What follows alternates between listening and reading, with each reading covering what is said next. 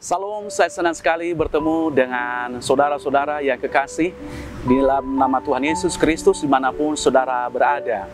Saya akan share kebenaran firman Tuhan hari ini, yaitu mencapai keberhasilan. Saya akan ambil dalam Amsal 20 ayat 13. Janganlah kamu menyukai tidur, supaya engkau tidak jatuh miskin. Bukalah matamu, dan kau akan makan sampai kenyang. Kalau kita memperhatikan ayat ini, ada satu himbauan, jangan menyukai tidur. Berarti orang yang menyukai tidur, berarti dia pasti akan jatuh dalam kemiskinan. Tetapi ada firman Tuhan dikatakan, supaya engkau tidak jatuh miskin. Bukalah matamu dan engkau akan makan sampai kenyang. Kalau orang yang tidak tidur, dia membuka mata, apa yang dikatakan oleh dalam kitab Amsal ini, dia akan menikmati makanan sampai kenyang. Berarti dia tidak pernah mengalami kekurangan. Dia tidak pernah mengalami hal-hal untuk meminta-minta. Nah, bagaimana caranya supaya kita bisa mencapai keberhasilan? Yang pertama yang perlu kita kerjakan, saudara dikasih Tuhan, adalah selalu berkata, saya siap. Untuk mencapai keberhasilan, tidak segampang yang kita pikirkan. Banyak orang berkata, saya kepengen berhasil. Kalau perlu bin salabin.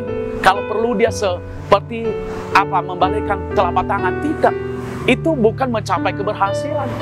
Tetapi keberhasilan itu harus dia berkata, saya siap. Apapun saya siap kerjakan. Mau diperintahkan oleh siapapun, saya siap. Begitu juga kita di dalam kebenaran firman Tuhan. Sebagai anak Tuhan, kita harus siap melakukan firman Tuhan. Kita harus kerjakan apa yang Tuhan inginkan di dalam kehidupan kita.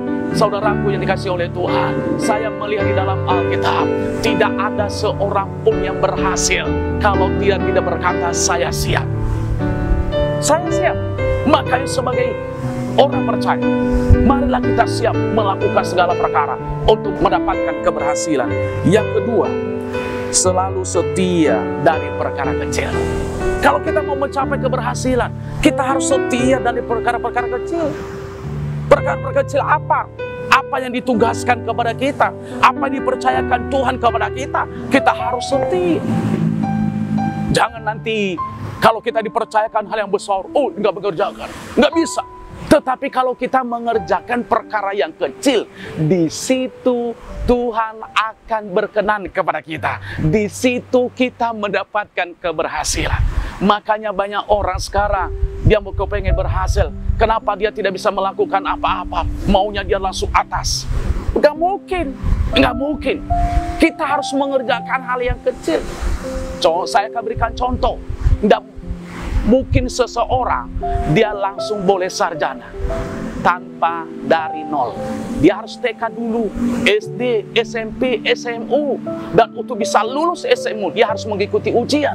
Maka untuk mendapatkan juga gelar S1, saudara mereka sarjana, dia juga harus mengikuti beberapa tahapan ujian.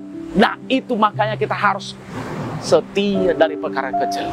Setia artinya tidak pernah bimbang. Setia melakukan setiap saat.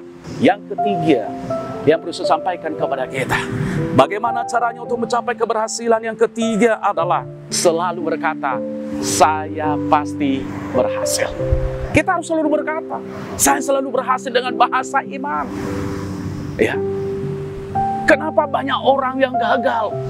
Dia berkata, saya gagal, saya nggak bisa apa-apa.